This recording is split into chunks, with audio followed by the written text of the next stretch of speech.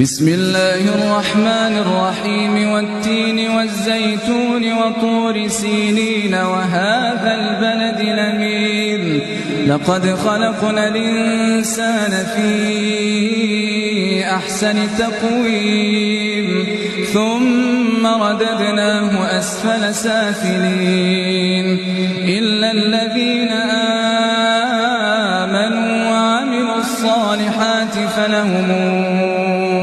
أجر غير ممنون فما يكذبك بعد بالدين أليس الله بأحكم الحاكمين بسم الله الرحمن الرحيم اقرأ باسم ربك الذي